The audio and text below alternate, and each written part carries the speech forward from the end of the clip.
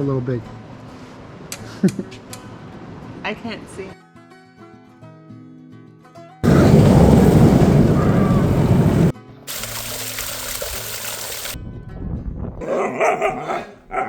Fixing Link's ceiling. We're just finishing up again.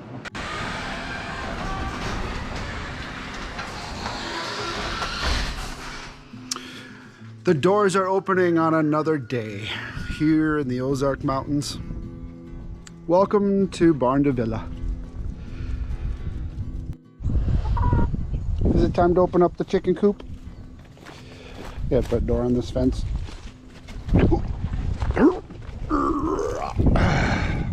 I'm not as young as I once was. So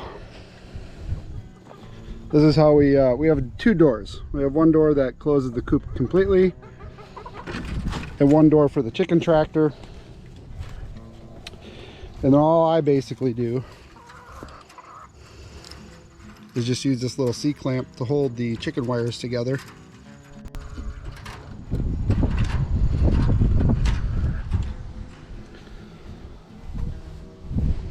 So the birds have been going through the chaos garden and eating the leaves. You know, we got some good turnips and what? She's like, you do not have any mealworms. What are you coming here with no mealworms for? So, I know, what's going on? We still got a decent amount of oregano in the bed here. So some fresh oregano. We do make oregano oil, and we're almost sold out. So we have to make some more of that. So drying the oregano, putting in some extra virgin olive oil, and then letting it ferment. I just wanted to touch bases with you at the end of the season here, where we set up the back Eden method with the different types of plants that we grew, with the peppers and the melons and a lot of different things that we tried. Having this mulch saves an incredible amount of moisture, and we, even in the driest of months, are still getting decent harvest without watering. I am totally sold on using wood chips for everything, but mainly preventing evaporation on the top of what you're trying to plant. So here's where the chickens have been scratching through. We moved them over there the other day, and you can see the melon patch is pretty much decimated. All of the peppers, there's still a few peppers left over here that we could harvest. Apparently I'm growing a row of soft maples, not sure why, but whatever. Blueberries are getting ready to get done. Interestingly, on the blueberries, I think I have enough new growth, blueberry growth, which is really surprising. These last few weeks, we've had a lot of new shoots, and before they really start to go to sleep here, which is coming up, I'm going to try to cut some of these and see if I can't propagate them. I mean, not with ones like these. These are, I mean, there's not really a lot of new growth. I mean, maybe we could get a shoot out of here, but we really need a non-stemmy, you know, something with enough DNA to, you know, to cut and root. I think I could get quite a few of them that way. At least give it a try. We've had our first frost, so as things start to go to sleep for the winter, we get the beds prepared for, you know, for that healthy root system in the plants. so that in spring they come back with a vengeance. So the back to Eden garden method, big fan. It has worked extremely well. All of these plants, when you put this much mulch underneath the plant, it's ridiculous how much water you save. It's ridiculous how well the plants do even in super dry weather. We have had, oh my gosh, probably nearly 3.5 months of almost no rain. We had a brief thunderstorm a few weeks ago that dropped just enough to make the ground not crunchy, but it's crunchy again. We're hoping to get rain tonight into tomorrow, and it's supposed to rain a lot, which is really what we need. But having this mulch has been a big saver in evaporation, as well as it breaks down, it's providing nutrients back into the soil. And then we do supplement that with some minerals as well as compost. We don't have a lot of our composting started yet with our compost teas, because the comfrey that we use for the compost teas just started growing, and I don't want to take too much out before we really start using this as regenerative agriculture. So more videos on that will be coming. Let's see, so the orchard, we wanted to get more of the trees in. We were under budgeted for that, so that didn't happen. The vineyard worked really well. We had to protect it from the deer until we get the rest of that fence in. Got the fencing, just haven't had the time to put it in between all the different job duties, life duties. If I really just set my mind to it, I could probably get it done in a day or a weekend. Priorities. I did transplant all of the tea leaves yesterday.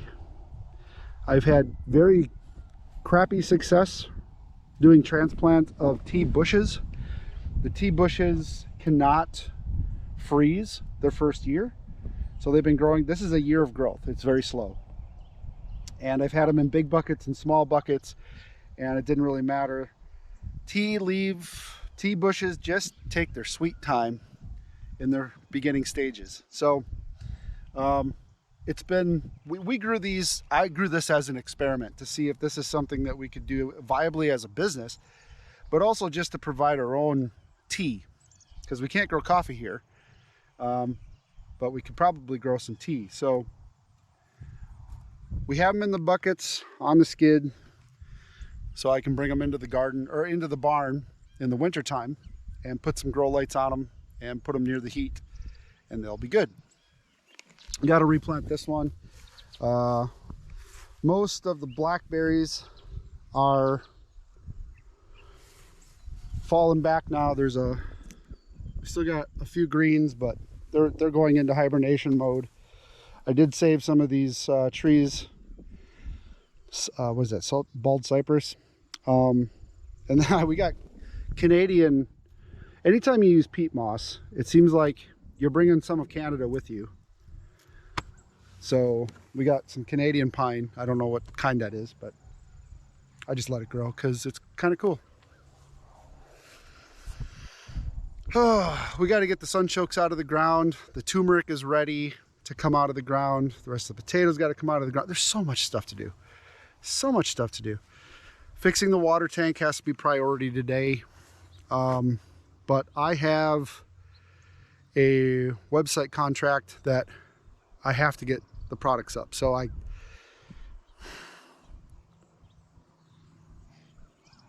guess that's where the main struggle is. And a lot of the stuff that I do, too many irons in the fire, and which ones are going to help me survive?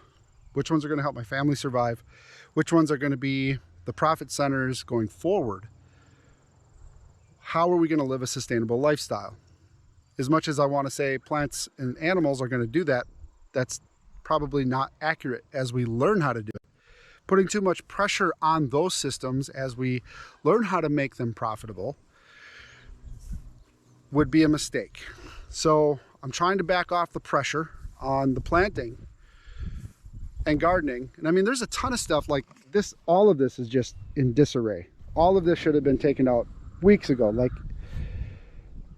I've never let a garden grow like this, ever. Since 2015, since we've been doing this stuff, I have never let a garden go this bad.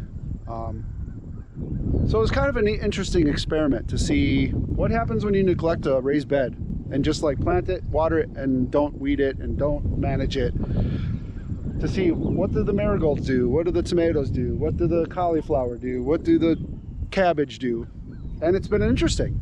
I mean, I'm learning by doing nothing to see what nothing does. How does it self-manage? Surprisingly, plants do pretty well without your intervention. But you can definitely see the yield is not as good when you don't have proper plant management. So again, just kind of learning how to do things here. So we have our first major storm system in many months coming. So I got to fix one of the valves. I got to fix one of the tubes, the outflow tube, and get everything ready to collect water again.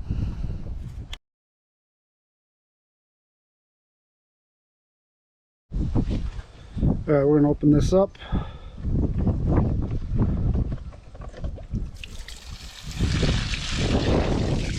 Cleaning out.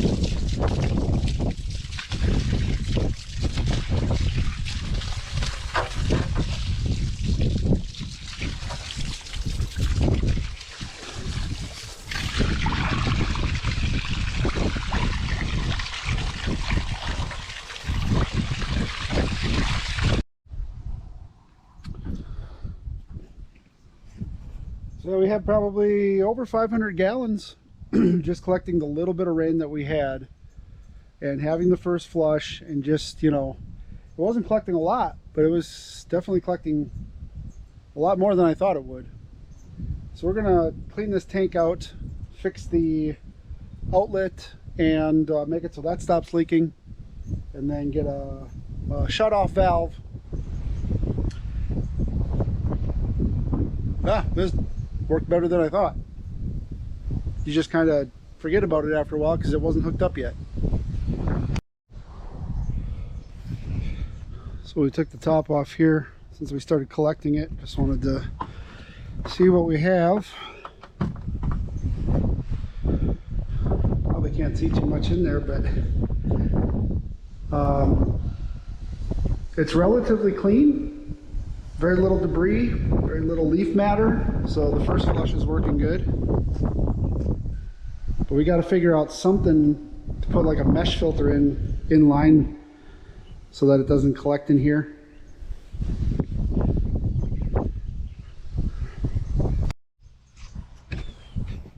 All right, so we got the tank all back working in order, all the tubes back working. Wanted to show you one of the things we're doing. On this one, we are taking some copper mesh, and that's going to be the filter before the tank, just to make sure that no varmint can get, you know, curious mice and stuff. If they fall in that tank, it wrecks the whole tank. So we just put a clean out valve in, and then some copper, pure copper mesh. And we'll check that, you know, we'll check this all the time. I'll put some copper mesh too where the gutter meets the first pipe for the first clean out, just to be safe. Hey guys, we have another new product here. It's raining out. We are going to go out and do our farm chores, and wanted to show you this rain jacket from Kufandi. Comes in a nice sealed bag. I'm not sure if I just opened it or closed it.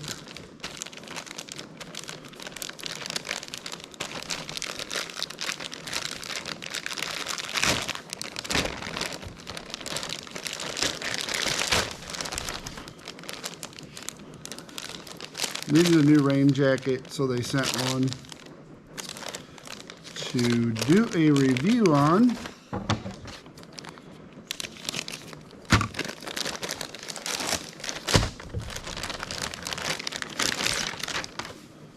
Oh, this is nice. So this is really nice. Buttons and zipper. And the zipper does have the watertight rubber in front of it, much like a dry suit does.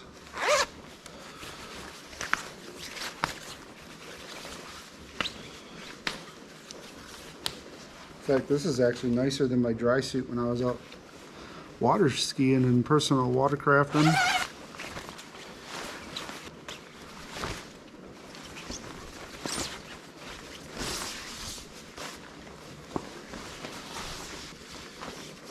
Oh yeah, that's gonna work good. So let's use this out in the, go out and get the chickens done. See how it works. I mean, it's a rain jacket, right? It's lightweight, it's soft, which is nice. So we're out here this morning, and it rained a lot last night and this morning. 5 hours of rain, which is really what we needed. Really what we needed.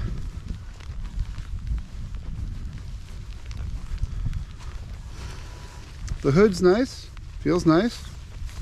Got some drawstrings, I saw. It doesn't translate well on an action cam, but really nice. Does have a couple of pockets,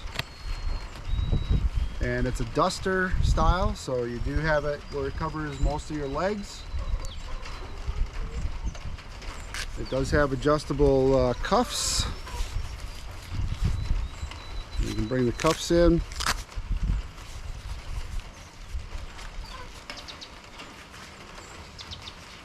Where are those drawstrings? Here we go.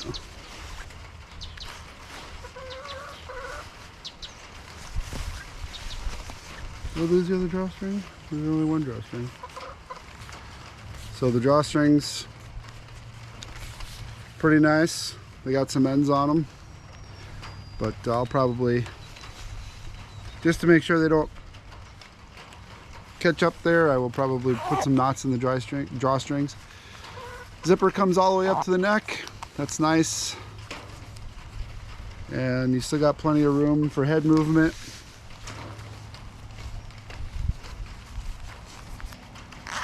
Yeah, it's a nice rain jacket. Fits nice. Liking it. Thank you. So yesterday we adjusted. Ooh, something smells like death over there. You ever get that smell? I think that's the rotting tomatoes. Anyway, we got the big water tank all ready to collect water, and did some fixing on this. Looks like everything held. Here's where we had the first flush.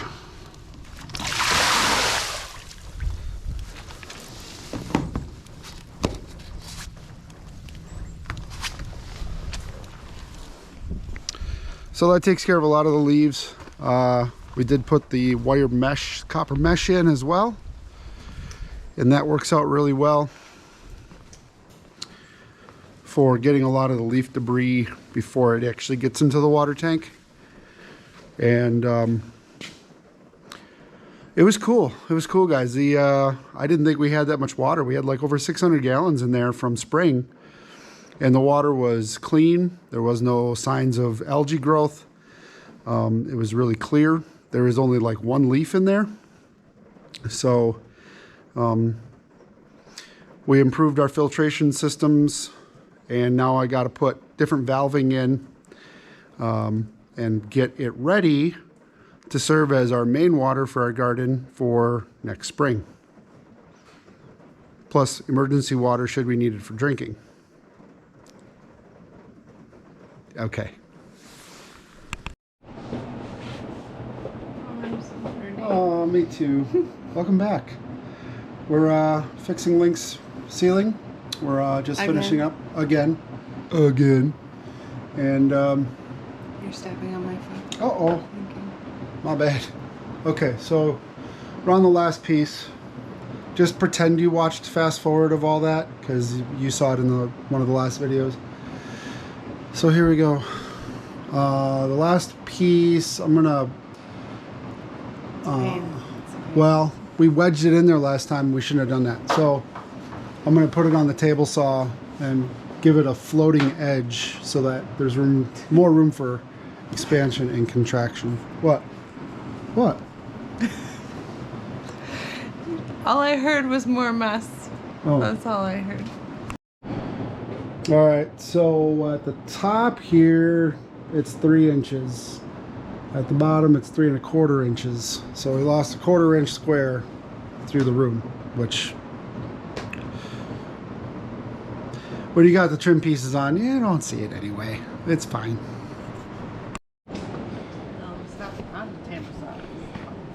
Yeah, we use the table saw as a table, not a saw. Oopsies. I think you should table saw in the armor. Table saw with the helm on? Okay. It's really heavy. Whoa. Yeah, that's 14 gauge. That's the real deal. There's a lot of yeah, that's because it's sawdust. You're supposed to have your arming cap on and your coif. So there's a lot of room in there. And there's a lot of sawdust. Super heavy. Imagine wearing that on horseback. No. That's probably what, that's probably 5 pounds. It's heavy. It's heavy. This one is not so heavy. No, that's a ground troop. Later century. Still also filled with sawdust. Well, it was on the... Yeah, it's a little big. I can't see.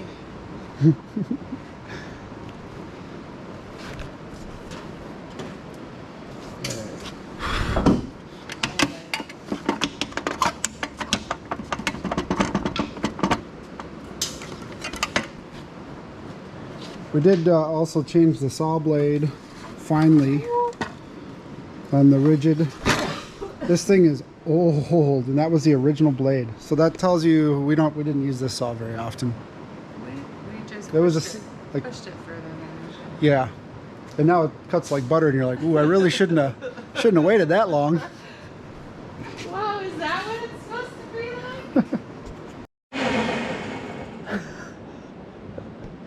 Don't look at me like that.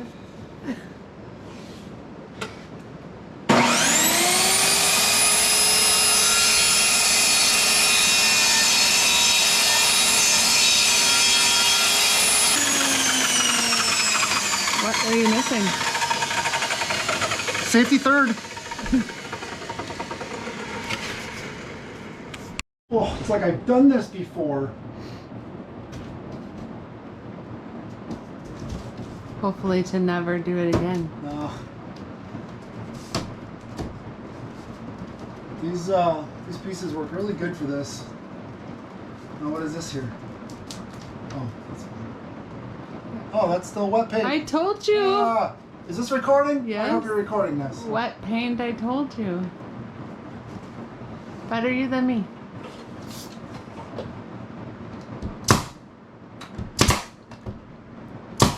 That doesn't sound good at all.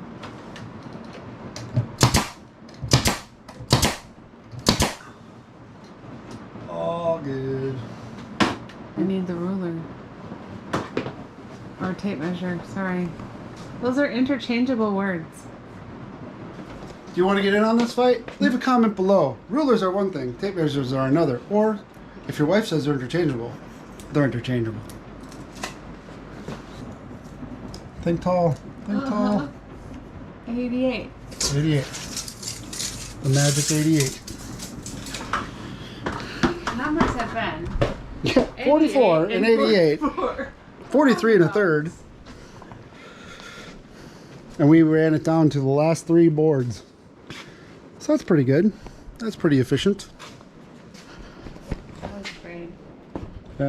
Well, a lot of times too with these boards, the thing you really got to watch out for is this edge. This is like balsa wood. The cedar is so thin, and if you bend the tab, it'll break it right off.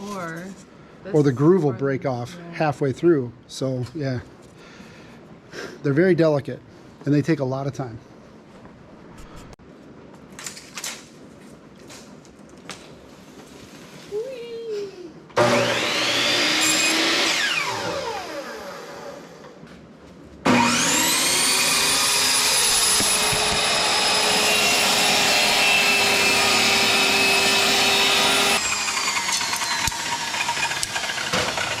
The best kindling that you'll ever smell.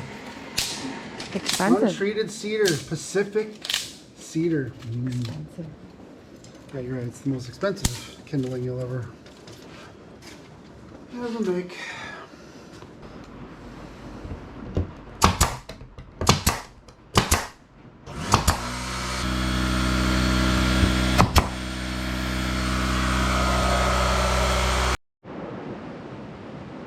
So the Milwaukee, what is this called? Vibrating tool? Multi-tool. Reciprocating saw? Multi-tool. Multi-tool. This thing's a lifesaver. It fixes a lot of boo-boos and gets into areas you can't get in with anything else. And it's Milwaukee, so yeah, it's the best, obviously. So, let's zip these out real quick. Get closer.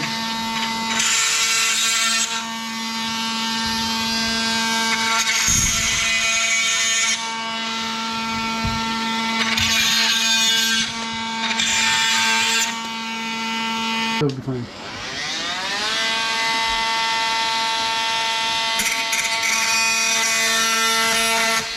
Nice. That was an expert cut.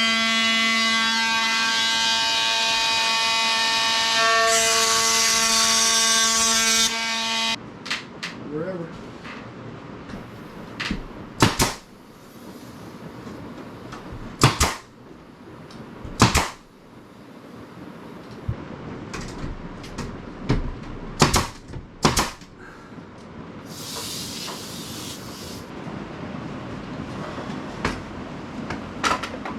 Got anything to say about this project?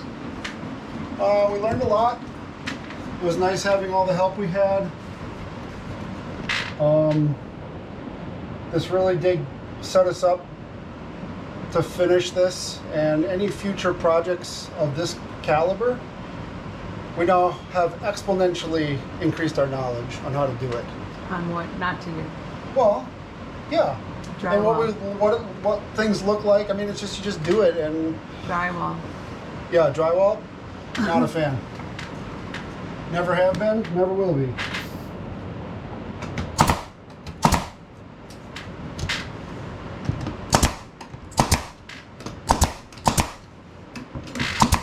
And when Link comes home, he'll be like, Nah. yeah. Oh, you didn't put my mic stand up?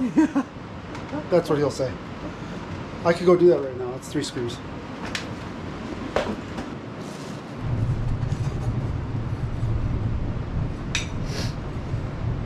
These pieces go in like this. So we'll put that hardware together. There are no instructions, so Wah, wah. wah, wah. Oh my gosh, the lighting is horrible. Okay, so you can put the base, you know, you can have the mic above, to the side, you can put this underneath. There's a whole bunch of different ways you can do this side mount. Okay, we're gonna wrap up this video. Why do I always do that with my light? Okay, we got a little bit of light. It's raining out, so I don't want to put the camera. I typically with our GoPros don't have the covers on the backs because they overheat when you're shooting in 4K. GoPro. Probably going to go to the Ace Pro 2 from Insta360 here next. And that way I can shoot in 8K and overheat cameras instead of 4K. But anyway, wanted to show we're in a flash flood warning right now. It has rained probably 4 to 6 inches in the last few hours, and it's rained continually throughout the weekend, overnight especially. Clean you off there a bit. And as we finish up this video, I wanted to show you this 2,500 gallon water tank filled up in less than 12 hours. I shouldn't say that. It's been continually raining throughout the weekend, and 2,500 gallons, we had about 600 gallons in there. So it was overflowing this morning. So what I did is I took the over here on the side, I took the first flush valve off and just let it, let it come down like there. It's not completely level yet, so it's draining out of the first one, which I did have plugged as well. And then there is a little bit of water here on this side of the garden. But I was able to stop the flow to the tank, which is obviously important. The goal of this property would be to have 4 of these tanks lined up in a row. So we have 10,000 gallons, and that's about as far as the pad goes for when they built this building. So we know we can support the weight if we did that. And then we connect all 4 tanks together. I can pretty much guarantee that this would have filled 10,000 gallons off of this setup throughout the weekend. So it's pretty impressive. Our property here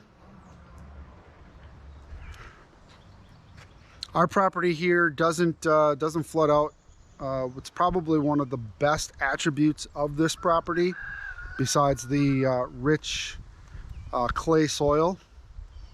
But if you take a look in the back here, there's really, we're between thunderstorms. I don't know if you heard the thunder there. There's a little bit of compaction right behind me from when the trucks that were bringing the wood chips were compacting this down. So we do have some compaction we have to work out through, but it's really not a big deal because I was going to gravel that anyway and make that the road to the back fields so we could get heavier equipment back there at all times. But yeah, overall there's not much standing water here at all, and this property drains very well, and it's pretty flat, so it'll grow a lot of produce. And between the orchard, the vineyard, the bamboo grove, the place for the trees in front, we have the 2 cash crop gardens behind us here, the raised beds, some of our tub buckets that we're doing, the blueberries, the elderberries. There's a lot of different things that this property can definitely support. And once we're done with this will be a very profitable homestead.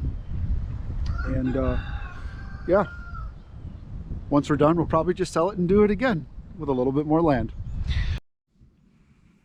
Oh yeah, I forgot to mention, we did have friends and family come between the last video and this video. We had Jess's parents came, and our friends Sarah and Sean brought their family. That was the weekend after Eric and Jenny came. So it was like Eric and Jenny, Sarah and Sean and their family, then Jess's parents. So we had a lot of hosting we were doing, which is another reason why this video was kind of delayed. But here's some. We did go to Silver Dollar City. We took them cliff jumping, fishing. Here's some stuff that I recorded on my phone from that. Okay. 911 dispatch, Tracy Fire in Ottaway, 300 Rolling Lane for an out of control grass fire. Time of second page 2058. Hey you, I know this is the right way. You move me in the right way, and I'm running to you.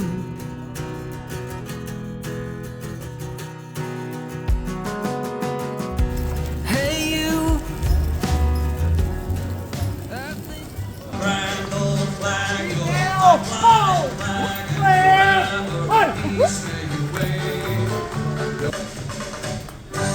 Gentlemen, please remove your hat.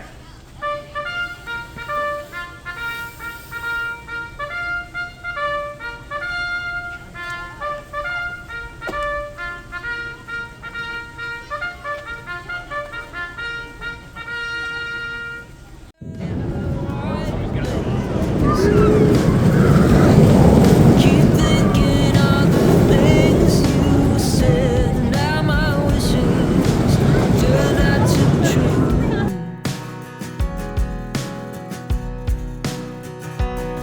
Oh, tonight, tonight, I've got your hand in mine, and I won't let you go this time. And I just wanna keep this night forever alive.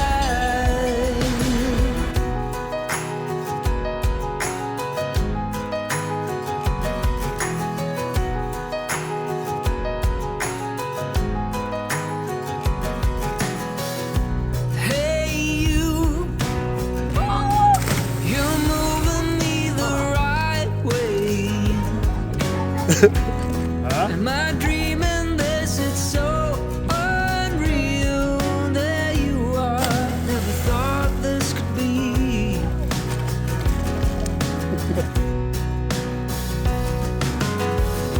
Hey you, the stars are falling into place. You make my heart go insane. Now I'm running home to you. Oh, tonight, tonight, I've got your hand in mine, and I won't let you go this time. And I just wanna keep this night forever alive. Oh, oh, I'm giving it all for you. Oh, oh, I'm never letting you go. Oh, oh, I'm giving it all for you. Oh, oh, tonight, tonight, I've got your hand in mine, and So in this video we got to see Tim Hawkins, which is he's a fantastic Christian comedian, does a lot of really cool jingles, been around for 20 plus years. My name's Ryan with Barndovilla. If you like what you've seen, please like, share, subscribe. We do now have our memberships up. For those of you who have supported us in the past, thank you oh so much. It means so much to us that we're able to do this and show people how to live a more sustainable life through our YouTube and social media channels. So thanks for watching. We'll catch you in the next one.